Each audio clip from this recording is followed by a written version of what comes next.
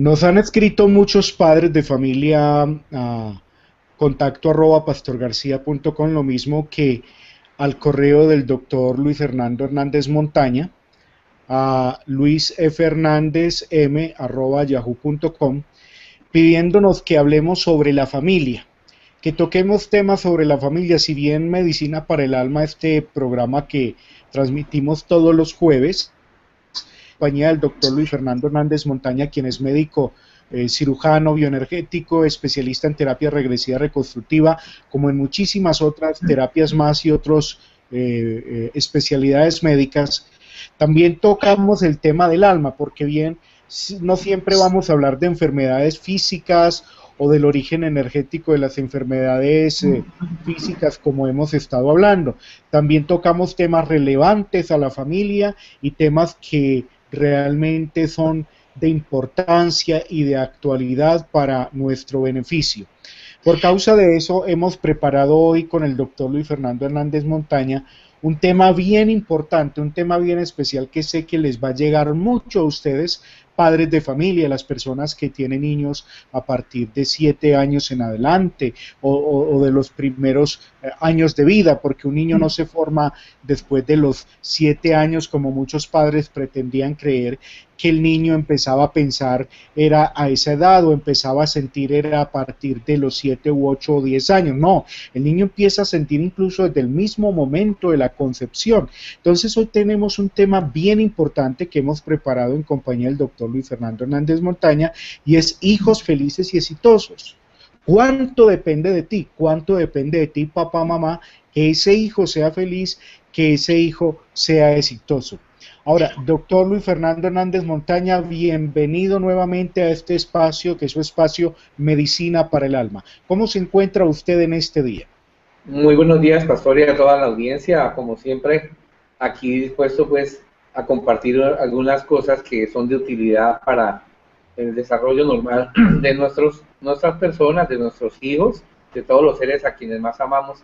Y como tú lo has dicho, nosotros los adultos tenemos una incidencia muy grande en el éxito y la felicidad de nuestros hijos, porque todo lo que les pasa a ellos se debe a programas mentales que nosotros como padres, como adultos, nosotros les instalamos. Así que pues un gran saludo a todos y pues me encanta nuevamente volver a estar acá después de los últimos tropiezos que hemos tenido para salir al aire por cuestión de comunicaciones, pero aquí estamos otra vez detrás del cañón y dispuesto pues a ver si podemos aportar un granito de arena para que nuestra sociedad pues pueda funcionar de una mejor manera. Eso también ha sido, pues, por los viajes, múltiples viajes que he tenido. Hoy nomás estoy en otra ciudad, les estoy saludando desde Medellín, Colombia, una maravillosa ciudad que les invito a conocer. Y debido a eso también habíamos tenido estas dificultades para continuar con el programa. Ahora, doctor, para empezar, ¿cuál es la misión de la familia? Bueno, la función de la familia es algo muy complejo, pero vamos a tratar de desvelarlo rápidamente. Comenzamos diciendo que más del 60% de las posibilidades de éxito de nuestros hijos dependen de la calidad de vida familiar que nosotros le demos. Y es algo muy triste observar las estadísticas que hay a nivel mundial, que más del 70% de los adolescentes sienten que no son felices. Y esto se debe a los conflictos que se viven en el seno de la familia. Entonces, la importancia de la familia en el futuro de nuestros hijos es ser madre y ser padre. ¿Cuál es la profesión del padre y de la madre? Nosotros podemos ser médicos, abogados, ingenieros, educadores, cualquier profesión podemos tener y de todas ellas nos pensionamos. De la única que nunca nos vamos a pensionar es de ser papá y de ser mamá. Así que esa es la base de toda esta cuestión. La función de la familia es que nosotros como padres debemos siempre mantener ese rol para que nuestros hijos tengan un adecuado crecimiento, desarrollo y puedan ser unas personas felices y exitosas. Dentro de la misión de la familia, una familia debe ser primero que todo un ejemplo de humanidad, de masculinidad, de feminidad, cada uno mantener su rol de hombre y de mujer con sus características para que ese hijo adquiera también ese conocimiento, porque el niño siempre está dependiendo de mamá y de papá, ¿sí? Y debe empezar a identificarse tanto con él como con ella y de esa manera poder también copiar, entre comillas, toda la programación mental buena de humanidad que tengan ellos dos, porque si nosotros no somos muy humanitarios, que digamos, pues lógicamente eso es lo mismo que va a aprender nuestro hijo y después nosotros nos estamos quejando de lo que pasa. También la familia debe ser el referente ético y moral de los hijos. Yo tengo que ser coherente entre lo que digo y lo que hago, porque yo no le puedo decir a mi hijo, no le puedo, digamos que mi hijo se robó un lápiz en el colegio y lo pillaron, y resulta que después me llaman a mí como padre y yo voy allá y castigo a mi hijo por haber robado el lápiz, pero si yo robo en mi trabajo, si yo robo al gobierno, si yo robo en los contratos que yo tengo, etcétera, etcétera, si yo soborno, pues ese hijo pues va a decir, pero yo estoy haciendo lo mismo que hace mi padre y lógicamente pues voy a actuar de esa manera. Entonces nosotros tenemos que ser los referentes éticos y morales. Si nosotros no tenemos ni ética ni moral, pues lógicamente los hijos van a crecer de la misma manera. También la familia tiene que ser la constructora de la autoestima del paciente, de la persona, de ese niño, para que él se quiera, se valore y se respeta. Y eso depende también de las frases, de las palabras que nosotros utilizamos para reprender a los niños, para hablarles de manera habitual, y de esa manera pues que ellos tengan un adecuado o inadecuado desarrollo y construcción de su autoestima. Debe ser también la constructora del sentido existencial. Ya, si yo no, como padre no tengo ganas de vivir, no quiero hacer nada, no quiero salir adelante, pues lógicamente mi hijo va a aprender y va a, con ese aprendizaje inconsciente que tiene de observar las reacciones de los adultos, pues más adelante va a tener los mismos problemas. También el soporte para elaborar los duelos. Nosotros tenemos que estar allí el día que se le murió la mascota, el día que se le fue su amigo del alma, se fue para otro barrio, otra ciudad y todo eso. Nosotros tenemos que estar acompañando a nuestro niño para que él empiece a elaborar el duelo de acuerdo con la información que nosotros le estamos dando. También tiene que ser la forjadora del sentido de independencia del niño, pero desgraciadamente hoy en día vemos que hay muchas familias en las que hay sobreprotección, que hay amor posesivo y que no le permiten al niño hacer nada, sino que todo abre la boca y ya le tienen listo todo lo que necesita y no le permiten a él que explore, que aprenda, y después cuando ese niño tiene que salir a lidiar en la vida diaria, cuando ingresa al colegio y todo eso, que ya no tiene a la mamá ni el papá ahí para ayudarle y tiene que defenderse solo, pues no lo va a poder hacer, porque va a ser una persona dependiente. También enseñarles a los hijos a ser responsables, como con nuestro ejemplo, ¿sí? Tiene que ser también la constructora del sentido espiritual. Yo no le puedo decir a mi hijo que crea en Dios si yo no creo en él, ¿sí? Entonces nosotros tenemos que ser siempre ejemplo para nuestros hijos. En últimas, una familia es algo que un hijo necesita querer, amar, admirar y sentirse totalmente orgulloso de ella. Ahora, ¿cuál es la misión principal de los padres de familia para que los hijos alcancen a ser exitosos y alcancen a ser felices?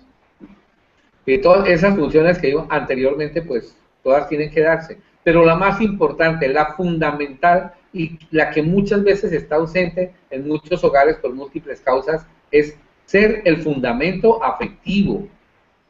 La vida humana es un edificio que se construye sobre una base de amor. Si yo voy a construir un edificio y no tiene una buena estructura, así sea muy hermoso, muy moderno el edificio, con cualquier embate del tiempo, con una lluvia, con sol, con cualquier cosa, con un viento, se nos va a derrumbar. Luego, nosotros estamos, los seres humanos, construidos sobre una base que es el amor que nosotros le aportemos a nuestros hijos para que ellos crezcan sanos y fuertes y puedan tener, soportar pues todas las situaciones que les pasen a diario, ¿sí? La misión de los padres entonces es aportar el amor sobre el cual somos construidos los hijos, todos los seres humanos. Los demás amores son secundarios, pero el amor de los padres es absolutamente fundamental para el adecuado desarrollo de nuestros hijos. Sin él nunca seremos un edificio fuerte y nos vamos a derrumbar fácilmente ante cualquier situación. ¿Qué podemos hacer los padres de familia para cambiarles un poco el futuro o el destino a nuestros hijos? ya que una de las principales preocupaciones de los padres de familia y más los que nos consultan a nosotros como terapeutas es posible cambiarle el destino a nuestros hijos, y esto lo hacen también teniendo en cuenta como punto de referencia el grupo de amigos con los cuales se relacionan nuestros hijos, que muchas veces no son los mejores referentes. Entonces de ahí es donde surge esta pregunta: ¿qué podemos hacer para cambiar el destino de nuestros hijos? Ajá. Bueno, en nuestra sociedad, en estas últimas 2 décadas, más en la última década, hemos visto que hay un desmembramiento muy grande de lo que es la familia. Anteriormente, nosotros crecíamos en hogares de verdad, en donde estaba la mamá, donde estaba el papá, donde siempre podíamos contar con ellos, ¿sí? No había de pronto la misma capacidad económica que hoy en día tienen las familias, pero teníamos ese soporte emocional siempre, ¿sí? No, hoy en día, desgraciadamente, el establecimiento, la sociedad de consumo nos ha vuelto unas personas muy competitivas, y siempre tenemos que estar detrás de lo que quiera el hombre económico, tratando nosotros de darle gusto a los caprichos que ellos inventan para que nosotros nos endeudemos, para que nosotros los hagamos enriquecer. Por eso, hoy en día, los padres se dedican generalmente a trabajar, trabajar y trabajar, y no tienen tiempo para la familia. Y el resultado que tenemos son niños con angustia, niños con miedo, niños con ansiedad, niños con aumento de la agresividad hacia los demás, y lo que es más grave, con aumento de autoagresividad. Eso redunda también con niños con más rendimiento escolar, niños con crisis de pánico, niños con tendencias depresivas, y lo que es más triste, y que cada día estamos viendo más en esta sociedad que cada vez se desmembra más, son los niños con tendencias suicidas. Eso es una cosa terrible. A principios del año me han llamado de un colegio que yo asesoro aquí en Villavicencio, porque una niña de 14 años se suicidó. Por Dios, eso, ¿cómo puede ocurrir en esta sociedad? ¿Cómo puede ocurrir en este mundo esa situación? Y nosotros como padres, pues, nos angustiamos y lloramos y rezamos y nos damos golpes de pecho, pero nunca hacemos nada para cambiar. Eso se debe a que esos niños crecen en una situación de abandono tan grande, tan grande, tan grande, que muchas veces terminan por perderle el deseo a la vida y terminan suicidándose. Entonces, esas son las cosas que nosotros no debemos permitir, y es la parte fundamental de lo que vamos a ver en el día de hoy. ¿Cuáles son las dificultades que nos impiden a nosotros cumplir con la misión de ser ese engranaje de amor para que nuestros hijos crezcan sanos y fuertes, y para que tengan una buena autoestima y puedan enfrentar de manera asertiva todas las situaciones que se presentan en su vida? Primero, la inmadurez de los padres. Entonces vemos mucho en el día, en nuestro mundo actual, padres y madres muy frágiles, con afán de protagonismo, con adicciones, etcétera, etcétera, que son un ejemplo, pues, lógicamente muy negativo para los hijos. Otra parte que también hace que nosotros podamos afectar el crecimiento y el desarrollo normal de nuestros hijos es la delegación de las funciones que nosotros como padres tenemos en otras personas, llamémoslos la tía, los abuelos, la abuela, la nana, las empleadas del servicio, el colegio, el jardín, etcétera, etcétera. Nada de eso reemplaza a la mamá y el papá. Pero hoy en día estamos viendo que, como nosotros no tenemos tiempo sino para trabajar, trabajar y trabajar, y poder tener más capacidad económica y poder complacer más al hombre económico comprando todas las estupideces que nos ponen a diario y que por los medios de comunicación nos van metiendo, haciéndolas una necesidad, ¿sí? Entonces, en ese momento, nosotros nos dedicamos a trabajar, trabajar y trabajar, y dejamos esa parte de ser padres en manos de otras personas diferentes, que nunca van a aportarle a ese niño lo que nosotros como padres le podemos aportar. Ese niño, cuando nosotros lo dejamos en otras instancias, empieza a tener sentimientos de abandono. Cada vez que se va mamá, que se va papá, ese niño empieza a tener un sentimiento de abandono que lo va creciendo, creciendo, creciendo allá en su parte inconsciente, y que más tarde nos va a dar lo que les dije anteriormente: niños con angustia, con depresión, con miedos, etcétera, etcétera, y niños con tendencias suicidas, con aumento de la agresividad, etcétera, etcétera. Otro factor importantísimo son las crisis que se presentan en el núcleo familiar: separaciones, problemas internos, problemas de pareja, incompatibilidad de caracteres, problemas económicos. Todo eso también afecta al desarrollo normal, porque el niño está en medio de una pelea entre mamá y papá por cualquier cosa, sea por la plata, sea por porque no se llevan bien el uno con el otro, porque no tienen una unión estable, etcétera, etcétera, y el niño está ahí observando, y el niño todavía, recuerden que el cerebro racional del niño empieza a funcionar a los 7 años de edad, pero todo lo que pase de ahí para atrás, el niño solamente vive la emoción y vive el sentimiento, y si ve que te están tratando mal, que te están agrediendo y él está en la mitad, lógicamente eso va a hacer que ese niño crezca con unos sentimientos de baja autoestima, de bajo amor propio, porque en medio de la pelea él empieza a tener sentimientos de carencia, de que no lo quieren, de que de pronto él está ahí por un escache, pero no porque lo estén amando, lo que hubieran deseado y nada de eso. Y eso va a hacer que el niño tenga una muy baja autoestima, autoconfianza, autoseguridad, cuando tenga que salir a enfrentarse a la vida. Otras cuestiones que también afectan son los continuos paradigmas psicológicos de crianza. Cada vez salen más escuelas psicológicas y que a los niños se les debe hacer esto o aquello, y resulta que uno está manejando con un esquema y al día siguiente ese esquema ya no sirve y entonces tenemos que cambiar, y el niño que ha recibido la información empieza también a desubicarse, y eso hace que empiece a tener todos esos problemas que desembocan hasta en el suicidio. Otra vez, también otra cuestión que afecta mucho es sentimientos de culpabilidad de los padres ante el abandono de sus hijos, ¿sí? Ellos dedicándose a su vida social o a su vida laboral totalmente, no les queda tiempo para ellos. Entonces eso hace que ellos sientan allá en su interior una culpabilidad muy grande, que después se manifiestan deseos de congregarse con los hijos, dándoles dinero, dándoles cosas físicas, pero eso nunca va a suplir lo que están pidiendo los niños. Mire, yo les garantizo que a los niños les importa un pepino, como lo decimos vulgarmente aquí en Colombia, le importa un pepino que le den el juguete más caro. Entonces el niño lo que está anhelando es una caricia, un abrazo, una frase de amor de su mamá y de su papá, pero si no la tienen, todo lo que nosotros hagamos desde el punto de vista material no va a servir para nada. Y la otra parte es la dedicación exclusiva a conseguir, a producir y a aportar bienes materiales, que genera a la larga una pobreza muy grande en valores espirituales.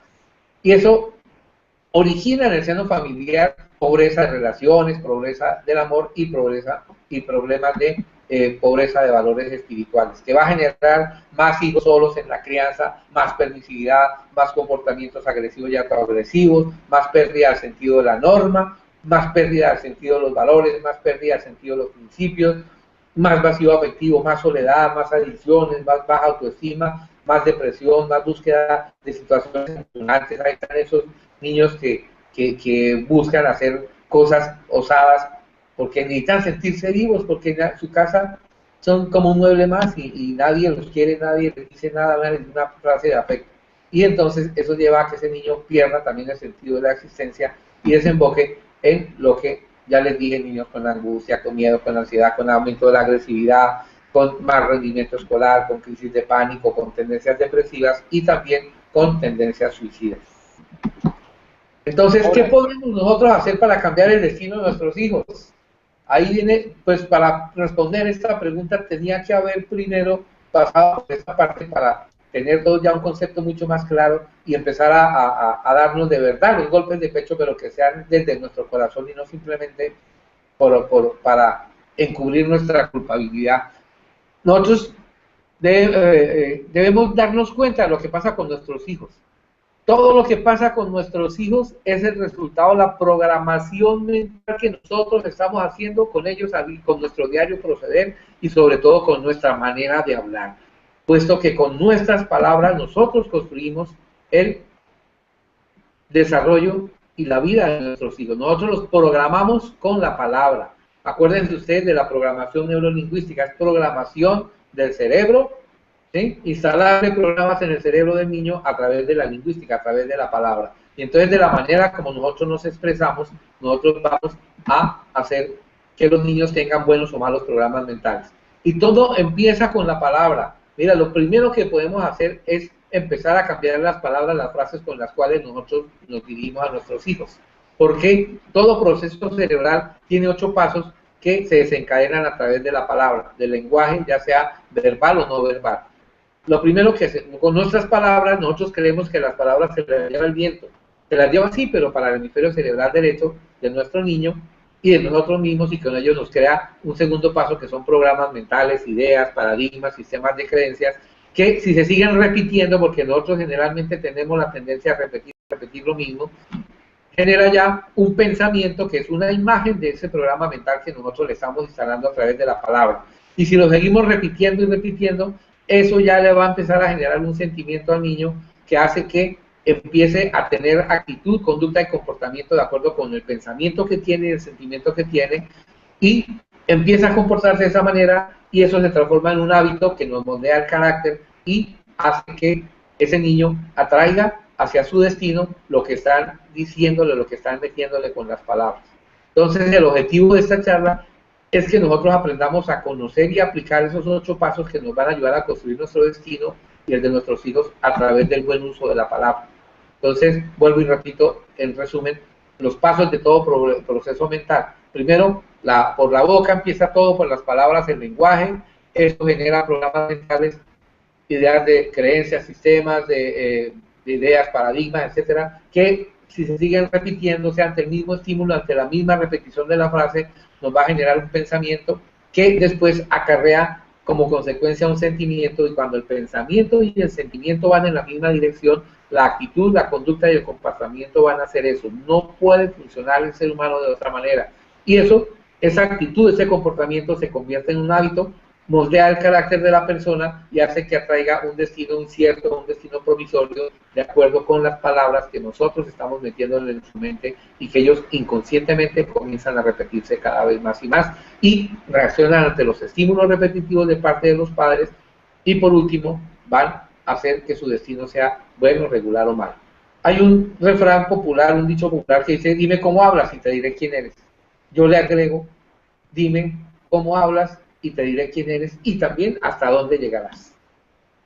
Entonces, lo primero que tenemos que hacer es eso, empezar a construir esos procesos mentales de acuerdo con las palabras, con las frases que tenemos que comenzar a repetirles a nuestros hijos. ¿Qué tipo de frases? Frases totalmente diferentes a las frases negativas, limitantes, a los apodos, a las cosas, las burlas que nosotros le hacemos a los niños habitualmente, porque ellos todo lo graban. Acuérdense que el hemisferio cerebral derecho todo lo graba sin darse cuenta si eso no es una broma, que si es en serio, etcétera. Se lo graba sin hacer ningún tipo de análisis y lo graba literalmente como nosotros se lo estamos diciendo, y con ello construye el segundo paso, que son los programas mentales, y de ahí se desencadenan los otros 6 pasos para hacer que esa persona vaya a atraer hacia su futuro, hacia su vida, vaya a traer todo lo que estamos diciendo, lo que nos están diciendo a nosotros con nuestra palabra cuando todavía somos unos niños. Por lo tanto, todo lo que nos sucede en el día de hoy, todo fue creado a través de las palabras que nosotros mismos nos decíamos y las que aprendimos a escuchar de nuestros padres. Y por tanto, pues el futuro también de nuestros hijos y el nuestro propio dependerá de lo que empecemos a decir, a pensar y a sentir a partir del día de hoy. Si queremos nosotros tomar la responsabilidad de nuestro destino y ayudar a que nuestros hijos crezcan y se desarrollen de una manera normal, aceptable, que puedan defenderse bien en la vida, lo primero que tenemos que asumir desde ahora es la responsabilidad de nuestra boca, es decir, de las palabras que brotan por nuestra boca, para que sean palabras buenas y no palabras que nos vayan a dañar a nuestros hijos. Ese es el poder que tiene la palabra en la construcción de nuestro destino, de nuestro propio destino y el de nuestros propios hijos. Bueno, ya se me había adelantado a la respuesta antes de hacerle la pregunta sobre precisamente qué poder tenía la palabra en nuestro destino y en el destino de nuestros hijos. Ahora bien, ¿cómo podemos cambiar nuestro destino y el de nuestros hijos a través de la misma palabra? Como ya les dije, los 8 pasos de todo proceso mental comienzan por las palabras que nosotros decimos. Y generalmente nosotros empezamos a tener esas frases, a decir esas frases aún desde el vientre materno, recordando que el ser humano comienza a recibir información, ¿sí? Desde, ya está su cerebro formado, su hemisferio cerebral derecho ya está totalmente formado y funcionante más o menos al día 17 a 18 del desarrollo embrionario, o sea, cuando está en la barriga de la mamá. Muchas veces, cuando aún la mamá no sabe que está en embarazo, ya ese niño está grabando toda la información que le llega al universo a través de la experiencia que nuestra madre tenga.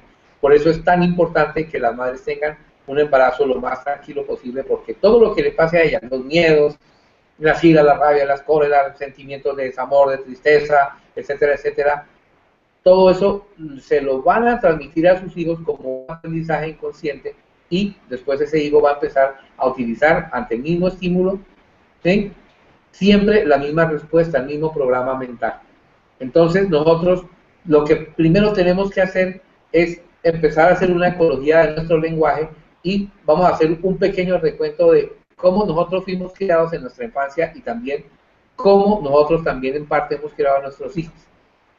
Cuando nosotros estamos enojados y el niño hace algo o no hace lo que nosotros querramos, empezamos a decirle muchas veces bobo, estúpido, menso, torombolo, caspa, piquiña, terremoto, hiperactivo, caído del zarzo, idiota, pendejo, etcétera, etcétera. Todas esas cosas, el niño no tiene capacidad de racionalizar porque esa capacidad se da a partir de los 7 años de edad en la mujer y a los 8 en el varón. Y para él todo lo que nosotros le decimos, y sobre todo si lo decimos en un tono imperativo, un tono de regaño, de castigo, inmediatamente esa información que proviene de personas emocionalmente importantes para nosotros queda grabada en el disco duro de la mente y con eso está empezando a generar un programa mental que desencadena los otros pasos que ya vimos en el proceso mental. Entonces, muchas veces también los padres graciosos, entre comillas, alzan a sus niños pequeñitos y empiezan a alzarlos y el niño se mueve, se sonríe y empiezan a decirle cariñosamente, este niño sí va a ser una piquiña, este niño me va a dar guerra, es que este sí nos va a sacar canas.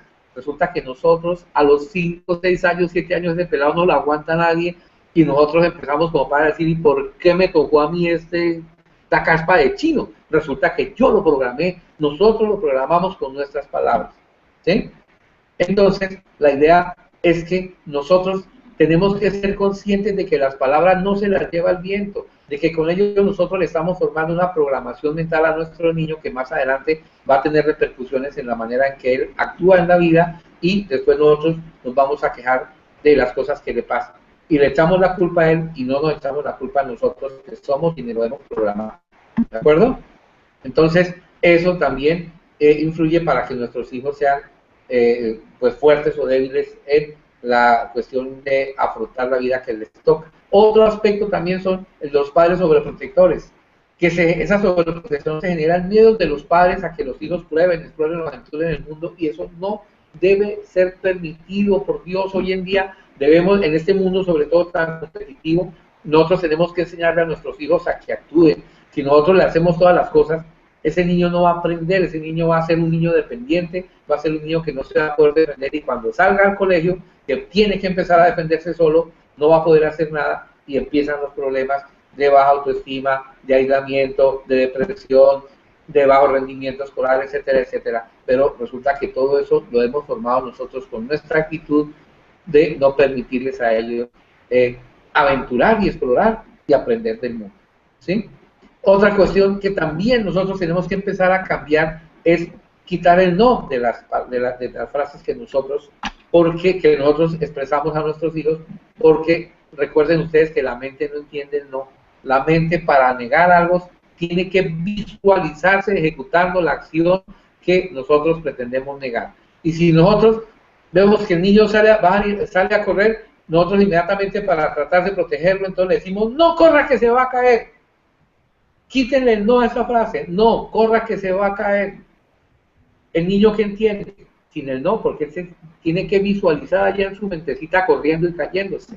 Entonces, la orden que nosotros le dimos a ese niño en ese momento fue, corra que se va a caer, y él corre y a los 2 segundos está en el suelo y encima llegamos nosotros y lo castigamos. Ahí viene también una parte muy importante que es que la confusión en ese niño, el que dice, yo estoy obedeciendo la orden que me dio mamá o que me dio papá, y ahora me castigan, entonces ¿yo qué voy a hacer? Eso empieza a generar que los niños empiecen a entrar en procesos de rebeldía hacia los padres, porque no hay una correspondencia entre lo que dicen y entre lo que están haciendo, y después entonces la víctima va a ser ese niño.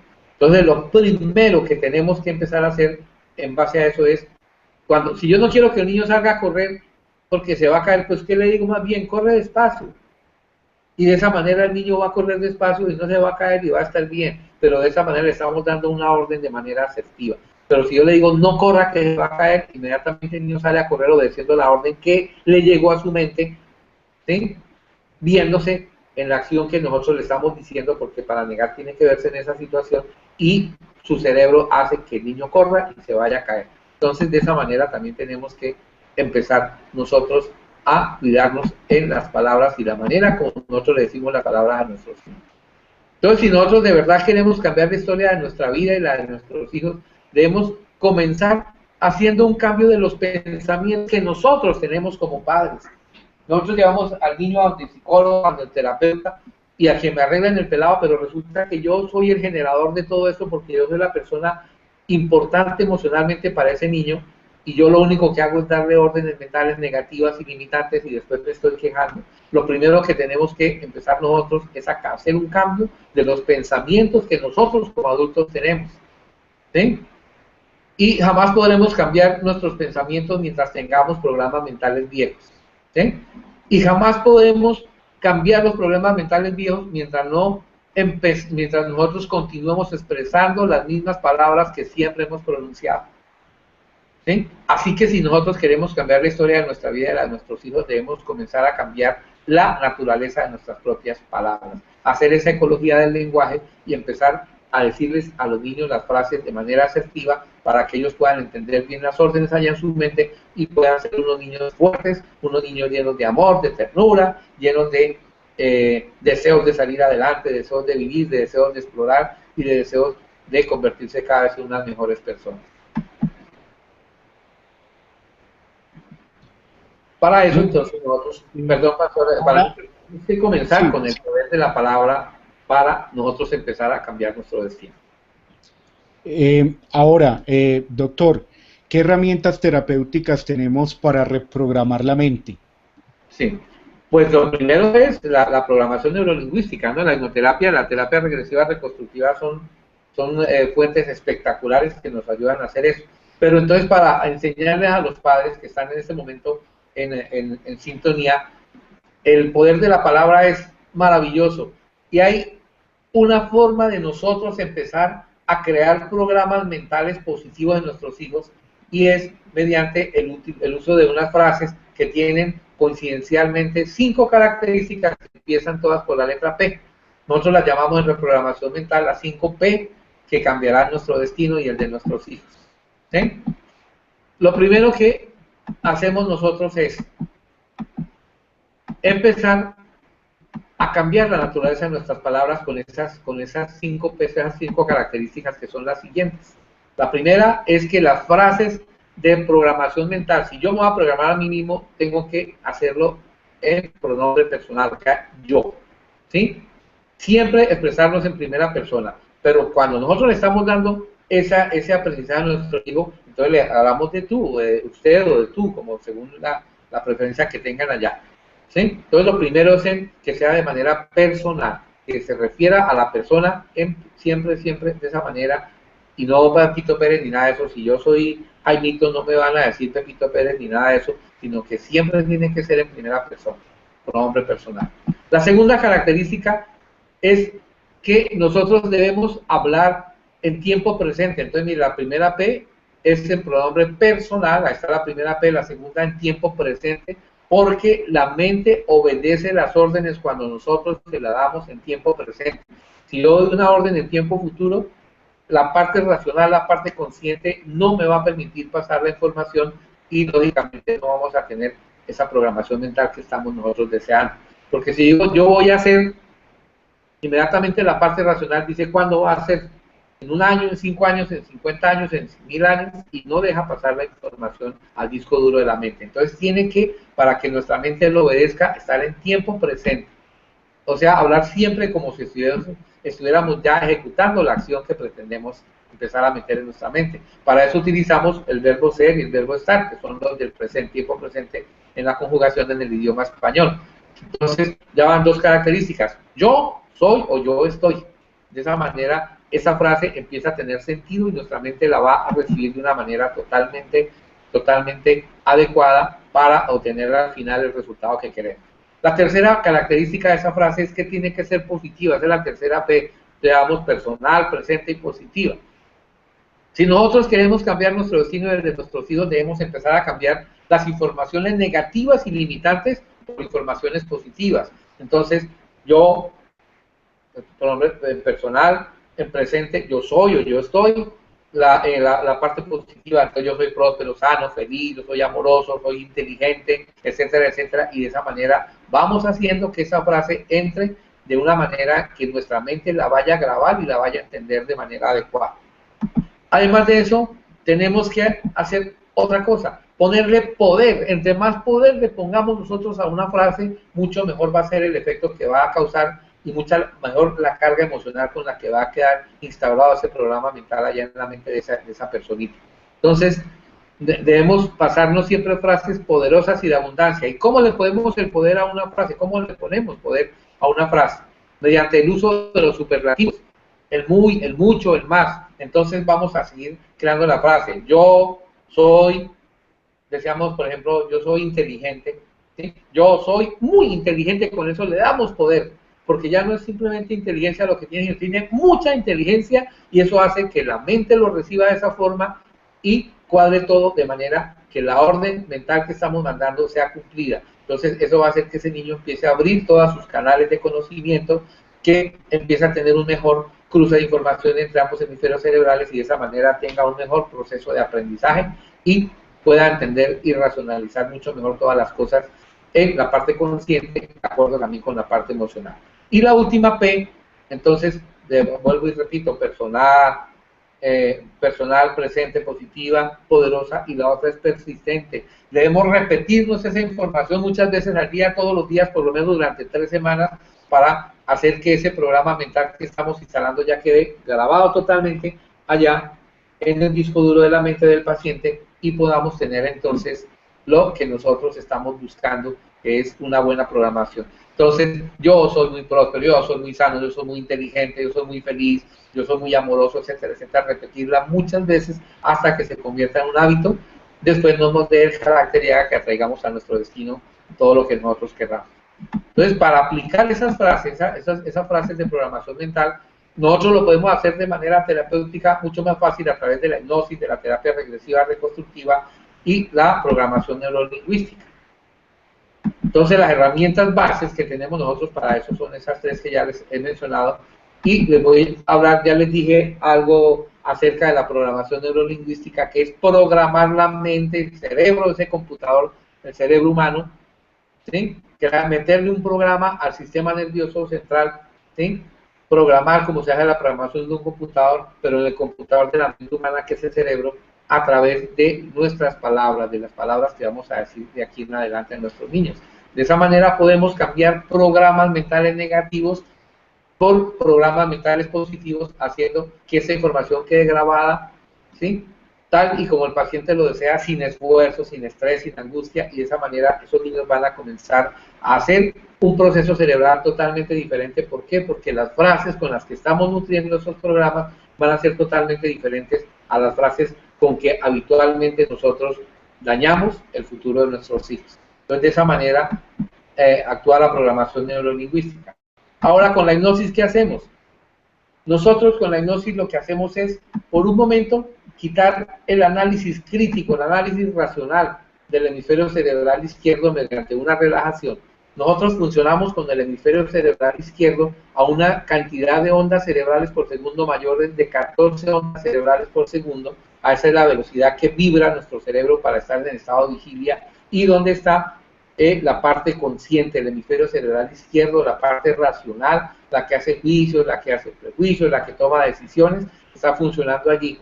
Pero precisamente es esa misma parte racional la que critica, la que no nos permite tener unos aprendizajes adecuados. Entonces nosotros tenemos que quitar por un momento el análisis crítico, porque la función del hemisferio izquierdo es la crítica, ¿sí?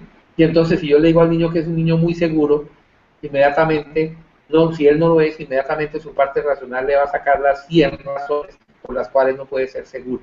Entonces la idea es quitarle por un momento el análisis crítico al hemisferio cerebral izquierdo. ¿Y cómo lo hacemos? Con una relajación. Empezamos a bajar el número de ondas cerebrales por segundo hasta que bajamos de 14 ondas y nos centramos ya al hemisferio cerebral derecho que funciona de ahí para abajo. En ese momento estamos en contacto dentro del disco duro de la mente del paciente y es allí donde nosotros podemos empezar a programarlos y meterles más fácilmente la información que si lo hiciéramos de manera consciente. Entonces, de esa forma es que funciona la hipnosis, entonces cambiando los programas mentales limitantes por los programas mentales que son más positivos y que le van a llevar a nuestros hijos a salir de muchas cosas. ¿Para qué nos sirve la hipnosis? Para cualquier cosa en la que se desenvuelva, en cualquier actividad que se desenvuelva el ser humano. Manejo, control del dolor, liberación de ansiedad y estrés, todas las enfermedades psicosomáticas. Hoy en día sabemos que el 85% de las enfermedades que tenemos los seres humanos tienen una base emocional. Entonces, allí funciona, cambiando esa programación mental, funciona mucho la hipnosis clínica. También para el manejo de adicciones de todo tipo, trastornos del sueño, insomnio, hipersomnia, pesadillas, disfunciones sexuales, etcétera, etcétera, tanto en el hombre como en la mujer, desbloqueo de emociones negativas como obsesiones, ira, cólera, depresión, etcétera, para ayudar también a cambiar eso, hacer los procesos de duelo de manera natural, para problemas de aprendizaje, de concentración, etcétera, etcétera, para trastornos de la alimentación, como son la bulimia, la anorexia, el sobrepeso, la obesidad. Mientras no cambiemos la programación mental, hagamos lo que hagamos, esa persona va a seguir funcionando con el programa base que tienen, que es el de ser gordita, de ser obesa, y nunca va a mejorar de esto. Hágase cirugía, hágase lo que se haga, nunca va a tener mejoría mientras no instalemos el programa adecuado en la mente de esa persona para que empiece a verse, a oírse, a sentirse, a actuar como una persona delgada. También, lógicamente, para hacer reprogramación positiva, creación de nueva imagen mental, aumentar autoestima, autoconfianza, autoseguridad, manejo de miedos, etcétera, miedo a hablar en público, indecisión, duda, mejorar la productividad, mejorar las ventas, prepararnos para presentar exámenes, para entrevistas, etcétera, etcétera. Son inmensos los usos que tiene la hipnosis clínica. Y la parte fundamental de todo esto es la terapia regresiva reconstructiva. Entonces, ahora vamos a hablar en siguiente aparte para finalizar de cómo funciona la terapia regresiva en estos procesos para que nuestros hijos tengan una mejor programación mental y puedan convertirse en unas personas de bien. Sí, doctor, hablando de la terapia regresiva reconstructiva, ¿qué papel juega o qué papel tiene la terapia regresiva reconstructiva o TRR en ese proceso de reprogramación mental? Sí. Fíjate, Pastor, y toda la audiencia, que yo hablo de 3 herramientas: la PNL, programación neurolingüística, programar el computador de la mente a través de la palabra; la hipnosis clínica, que es meternos, quitar el análisis crítico del hemisferio izquierdo que no nos deja cambiar, y meternos en el hemisferio derecho y cambiar la programación que hay allí. ¿Sí? Son dos cosas que van de la mano, porque esa programación, cuando hacemos la terapia regresiva, tenemos que utilizar programación neurolingüística, tenemos que hacer esa terapia mediante un proceso hipnótico, meter al paciente en un trance hipnótico, y allí, cuando estamos en el hemisferio cerebral derecho, entramos en contacto con las emociones. Las emociones se nos van a aumentar de una manera no lineal, sino exponencial, de una manera gigante, y de esa forma nosotros, basados en los síntomas que tenga esa persona, por ejemplo, si tiene un miedo, cuando a través de la palabra hemos hecho la relajación y nos metemos al trance hipnótico, estamos en el disco duro de la mente, dentro del disco duro de la mente empezamos a hacer que la persona empiece a sentir estos miedos, a contactarlo con los miedos que está teniendo, y cuando la persona esté embebida en ese sentimiento, perdón, le damos la orden a su mente de que vaya al primer momento de la vida donde se sintió así como lo está sintiendo en ese momento, es decir, al momento donde ocurrió el trauma emocional. Llegamos allá y la mente lo lleva, porque la mente no olvida nada, y lo lleva a uno y obedece la orden, lo lleva al primer momento donde ocurrió el trauma, donde se generó el miedo, y es allá donde, a través de la terapia regresiva reconstructiva, siguiendo una serie de pasos para que la persona reviva, entienda, se dé cuenta qué fue lo que pasó, por qué pasó, para qué pasó, y cuál fue la manera disfuncional en que comenzó a defenderse de esta agresión que tuvo, y después siguió repitiendo eso en todos los momentos de la vida, para que la persona se dé cuenta cómo eso que pasó hace tanto tiempo le está afectando su vida. Lo que hacemos entonces es reeditar la película de la vida de ese paciente, quitando el momento traumático, cambiando la escena del momento en que lo traumatizó y que tiene una carga emocional negativa y limitante que de ahí en adelante siempre la ha tenido, y de esa manera poder nosotros hacer que ese niño tenga después una manera diferente de comportarse ante ese estímulo que se presenta y que hace que conectemos con esos programas negativos y limitantes. Lo que hacemos entonces es, después de que el niño hace ese proceso, que reconstruya la imagen mental que tiene, a que cambie la película mental para que de esa manera pueda crear él mismo una nueva película, quitar esa película de allá y pegarla allá como se hace en la edición de una película cualquiera que se ha filmado, y de esa manera esa nueva película que entra con una carga emocional gigante y positiva reemplace la carga emocional negativa y limitante que tenía la persona, y desde ese punto de vista se produzca la sanación en cuerpo, en mente, en alma y en espíritu de esa persona. Entonces, eso es el aporte tan grande que tiene la terapia regresiva reconstructiva para cambiar, para reeditar la película de la vida del paciente y quitar de esa manera, de forma definitiva, todos esos lastres negativos y limitantes que hemos venido cargando aún desde el vientre materno en adelante. Entonces, ese es el papel fundamental que tiene la terapia regresiva reconstructiva. Pero, ¿en quién tenemos que empezar a hacer el trabajo? ¿En el niño? No, en el adulto. Porque nosotros somos los que con la manera de trabajarle todos los días y de acuerdo con los patrones negativos y limitantes que tenemos nosotros, los miedos, los odios, los rencores, los resentimientos, etcétera, etcétera, el desamor, la tristeza que tenemos nosotros los adultos, en base a eso nos comunicamos con nuestros hijos y los vamos programando para que ellos vayan a resultar haciendo lo mismo que nosotros hicimos. Entonces la idea, en este caso, si yo quiero reprogramar a un niño, lo primero que tengo que hacer es reprogramar a los padres para que ellos empiecen a cambiar sus esquemas de pensamiento a través de cambiar los programas mentales que tienen, a través, lógicamente, de la palabra, de las nuevas frases que van a empezar a utilizar y las empiecen a meter poco a poco también en sus hijos, y de esa manera les den un programa mental diferente al negativo y limitante con el que siempre han funcionado de acuerdo con nuestras enseñanzas. Entonces, esa es la parte fundamental y que genera unas sanaciones increíbles, maravillosas. Yo tengo aquí en mi consulta, mi querido pastor y querida audiencia, muchos pacientes con esos programas, todos ese tipo de personas introvertidas, tímidas, miedo a hablar en público, bajo rendimiento escolar, tendencias depresivas y todo eso. Y cuando hacemos esos procesos ya en los adolescentes, entonces les hacemos que cambien esos programas mentales negativos y limitantes a través de la TRR, que incluye también la hipnoterapia y la programación neurolingüística, y de esa manera vamos a hacer que ese niño tenga una nueva manera de verse, de oírse, de sentirse y de actuar ante los estímulos que provengan del mundo exterior y pueda enfrentar la vida de una manera totalmente diferente a como lo venía haciendo anteriormente. Maravilloso, muy bien, doctor, qué maravilloso el programa de hoy, el aporte, los aportes tan valiosos que nos ha hecho en el día de hoy. Y yo sé que muchos padres de familia que nos están viendo en este momento o que nos están viendo en diferido, que están viendo la grabación del programa, tienen también muchas dudas e inquietudes con respecto a la crianza de sus hijos, sobre cómo hacer también esa reprogramación mental. Por eso les digo, aquí debajo del video, la página de transmisión en vivo, hay un formulario donde usted lo llena y puede hacer sus preguntas y puede hacer sus comentarios.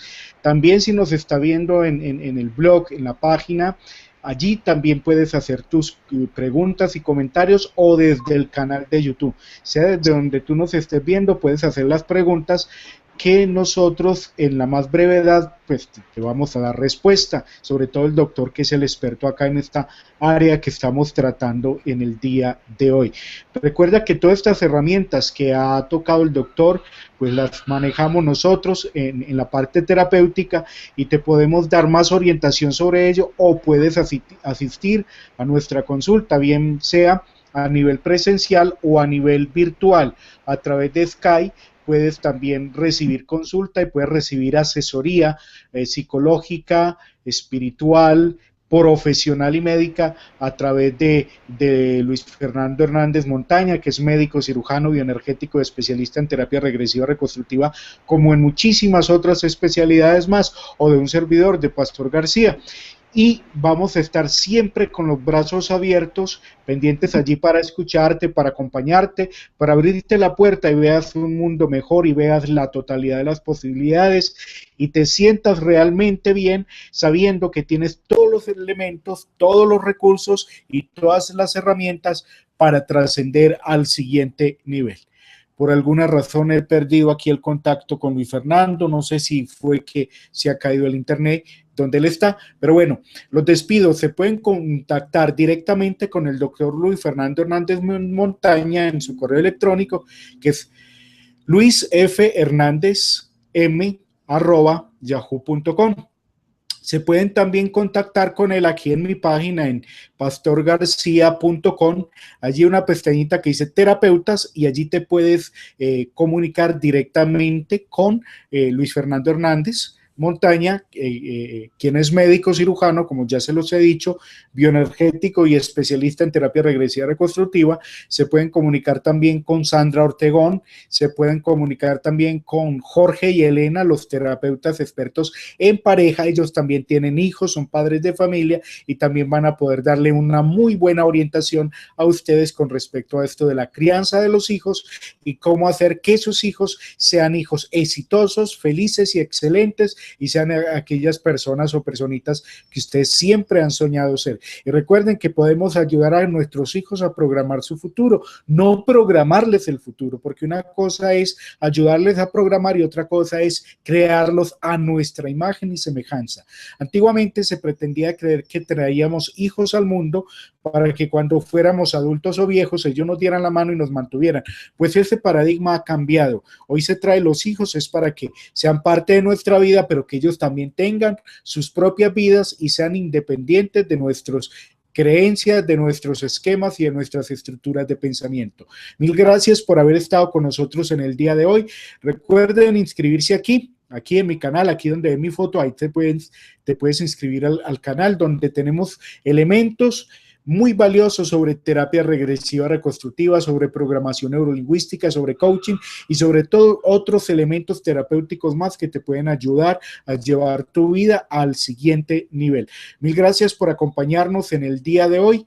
Recuerden, como ya les digo, he dicho, inscribirse aquí en mi canal y volverse, tener toda la capacidad y toda la facilidad de acceder a todo este material y a todos los comentarios y a toda la experiencia de los profesionales que invitamos aquí.